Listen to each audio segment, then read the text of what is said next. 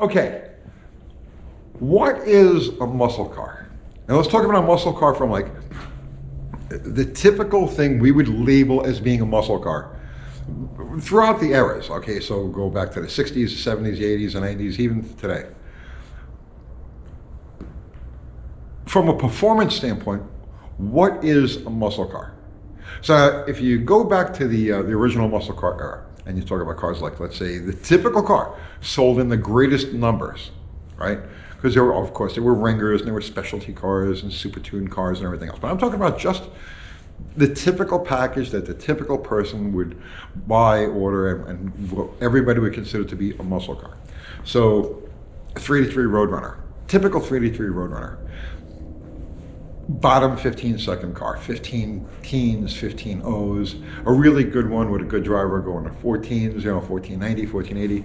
Same thing for a 386 Chevelle or a 400 GTO or a typical 442. Now we're not talking about, we're not talking about Hurst Olds, and we're not talking about 446 packs. We're talking about the typical muscle car. Low 15-second, high 14-second cars. Now, even today, all right, so you look at something like a Challenger RT, right, a 5.7 RT. As delivered off the showroom floor, it'll run bottom 14s, high 13s with a really good driver. We're now talking about supercars. So leave all your GTRs and Hellcats and all these other things, leave them out of the equation. Just typical muscle cars. So we could say that they're clustered someplace between what we would consider to be muscle car territory, bottom 15s to mid to low 13s. And then beyond that, it's a different class. It's a different class of car. So if we define muscle car by its performance, we can basically say we're in that range, mid 15s to mid 13s. I bought a muscle car, but it's not a muscle car. This is Mission Improbable. So I dragged this thing home yesterday afternoon, and I haven't gotten it off the trailer yet. And I know you guys are like, what is it? What did he buy? Did he get a Mustang? Did he get a Taurus SHO? Come on, you should know me by now, right? I'm a fleet guy, and I've gotten into these XJs. I have 4 of them now. Well, I let the cat out of the bag too soon. I have a 4x4 for light off-roading and stuff like that, and I have my red daily driver, and we set up the white one for towing. So I have an XJ for each occasion. Now I have a Jeep muscle car. Say hello to Mission Improbable. Okay. Yeah, I know the quarter pound is a little crunchy, but it's all right. It's all right.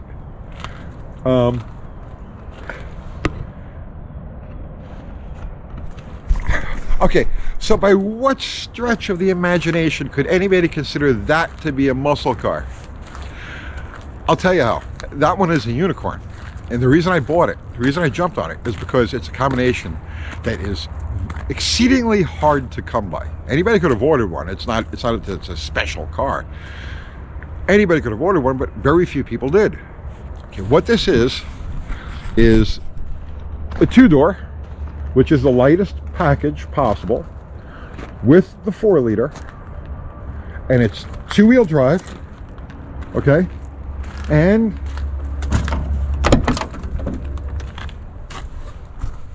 it's a stick. Okay, muscle car, really? Here are the numbers, okay? The curb weight on this thing, now I haven't put it on a scale, I'm just going by the curb weight, right? The advertised curb weight is 3,040 pounds. Ironically enough, my Mustang was 3,050 pounds. So it's actually lighter than my 5-liter Mustang. The engine is good for 190 horsepower. That's the way it's rated. Okay, whether or not it actually makes that, I don't know. The 190 horsepower combination in a 3,000-pound vehicle is a low 15-second performer. So this thing, let's say when it was brand new, bought it from the dealer, drove it right to a drag strip, bang the gears, you got a good launch and you hit it all right.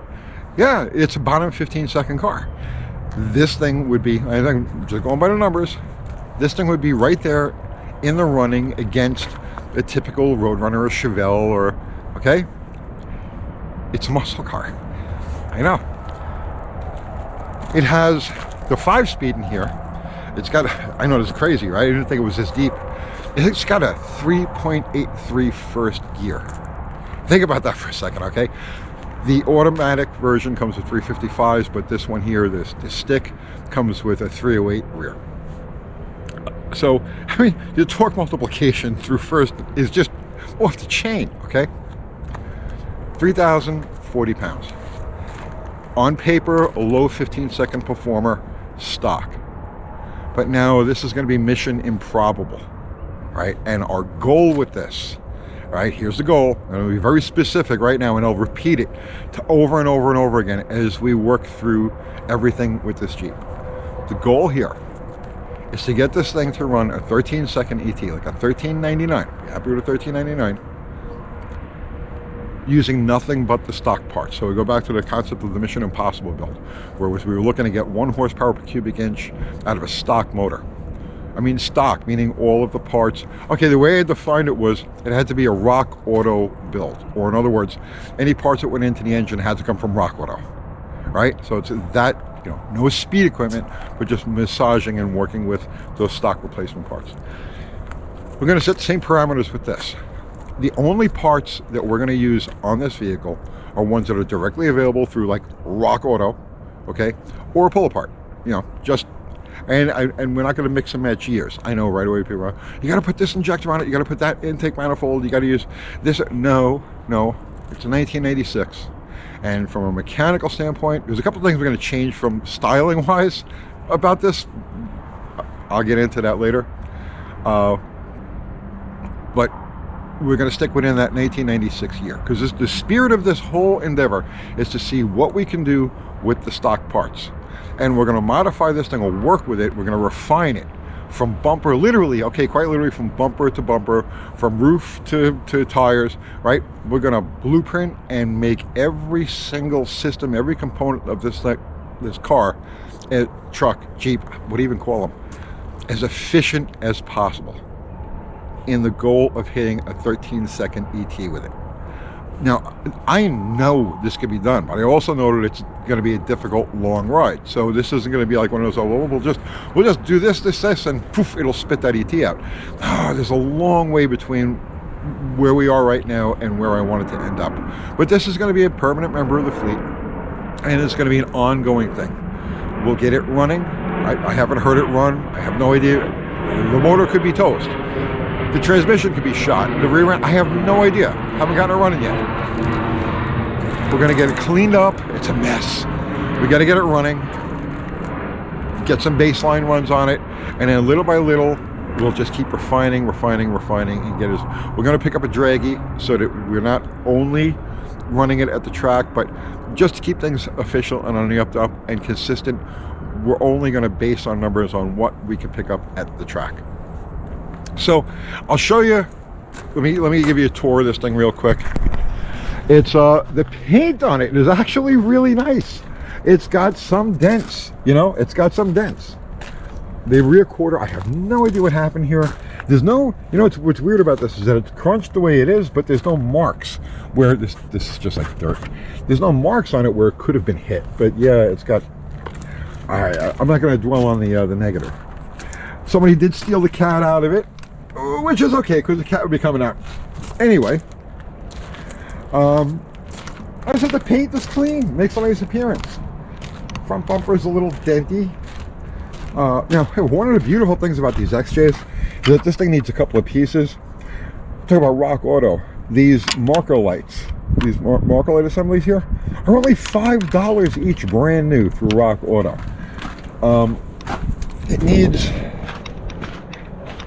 a tail light. The whole tail light assembly through Rock Auto is 25 bucks. 25 bucks. Okay? If you want to build stuff on a budget, this is the way to go. Everything on these vehicles, or everything on these XJs, is so available, so cheap, so abundant, so easy to work with. So easy to work with. It's like they're magic. You know, I'm an old school guy. You know, my life was muscle cars and 60s cars and everything else, and these are as close to that as you could possibly get. The spirit of the traditional American car is really, it's embodied by these XJs. That's why I'm as in love with them as I am. So it's, I mean, it makes a nice appearance other than, you know, a few little odds and ends. Somebody cut the back bumper out of it, I guess, to access this hitch, this U-Haul hitch, I guess. But that's going to go. We'll put a regular back bumper on it. The interior is actually really nice on this thing. It's filthy, but the seats are clean, right? No rips or anything. The headliner's good. The dashboard is good. We had to, they couldn't find the keys, so we had to get medieval on the steering column to break the steering lock. We were doing this, Dr. Art and I were doing this out in the field, trying to get this thing up on the trailer. So we got to fix that. This airbag steering wheel has definitely got to go. I got to find a 94, an earlier one. I just can't live with that, right? Well, I mean, I could, but not on a muscle car, right? So that's got to go. But yeah, the interior is all there. It's in decent shape. Filthy, but that's it.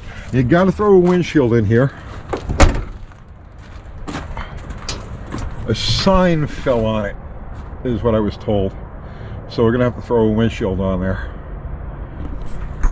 Now, under the hood, I'm not gonna climb up on there and open the hood. There's really nothing to see. It looks like any other Jeep.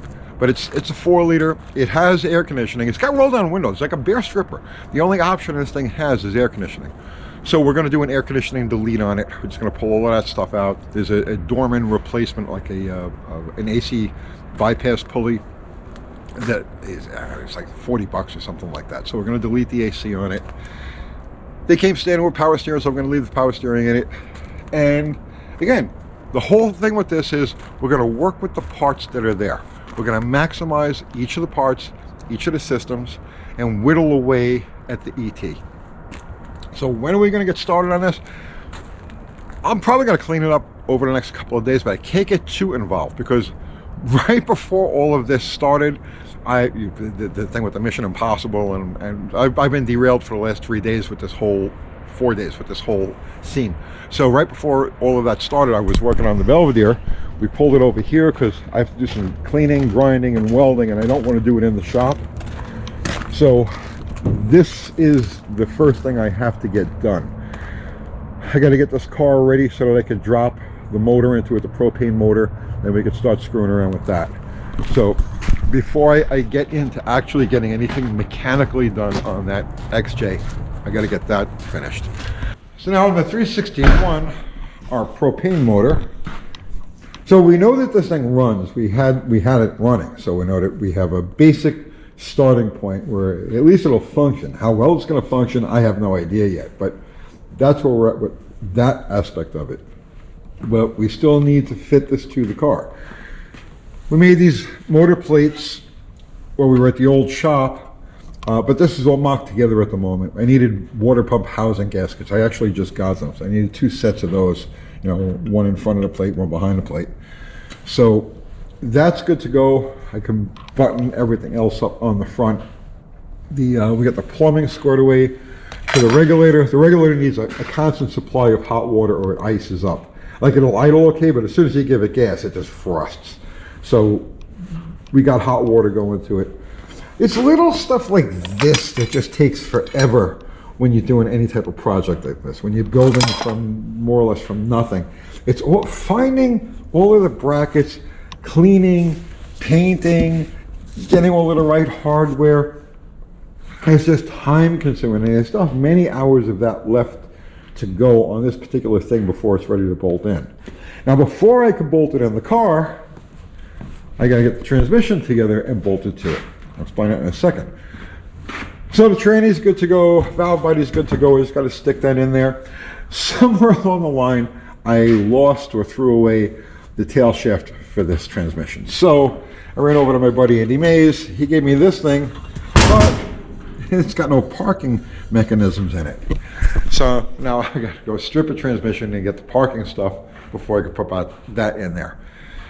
Then the next step is to bolt this to the engine and bolt the transmission cross member to the transmission, because that's the only way that I can locate everything in order to fabricate the mounts from the car to the motor plate.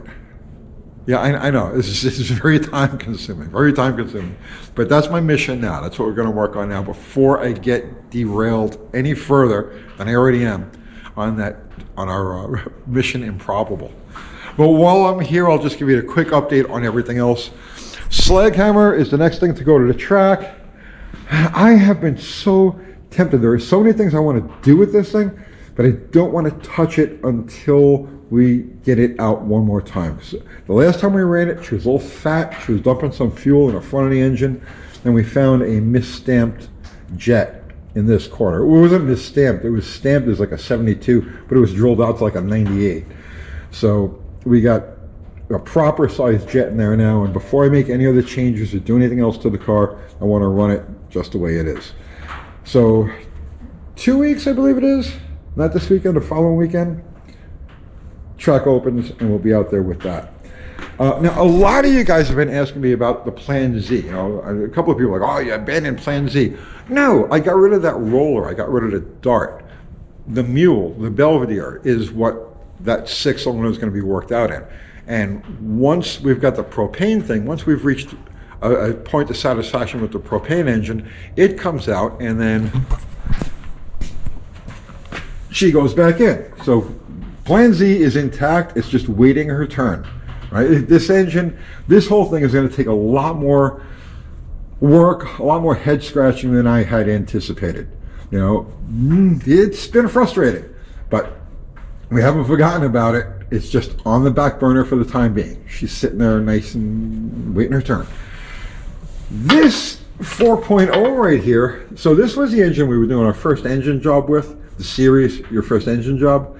And it got parked for a little while because I got involved with other things, and then it got really shoved to the back burner. But this 4-liter is actually going to get a new life because we're going to use this as the blueprint engine for Mission Improbable. So we're going to go through all of the steps of the rebuilding or the assembling of the engine, in addition to whatever we're going to do to this block to make it maximum for Mission Improbable. So that's what that is. And then, you know, I'll tell you what, man. ADD is bitch. Okay, ADD is bad. Because while I'm doing all of this, I had this brainstorm for a video. I'm like, you know, we've got this Hemi over here with a blowed up Hemi. And I said, you know what? Before I start working on this, there's a video I want to do about cylinder walls and about reviving an engine, not something blown up like this, but just a typical engine. And the things you need to look for and what you can get away with and what you can't get away with on a cylinder wall. So I'll do that video either tomorrow or the next day. But I got to get it out of my head so I can focus on other things. Mission Improbable is going to be a fun thing. It's going to be a journey. It's going to be a long-term journey. I know we can meet that goal. I know we can get into the 13s using just the stock parts.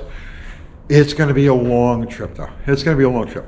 But the nice thing about it, what I like about it for a change, because everything we've done on this channel so far has included building a freaking car, right? You know, you got to build a car. You have to, all of the steps of building a car.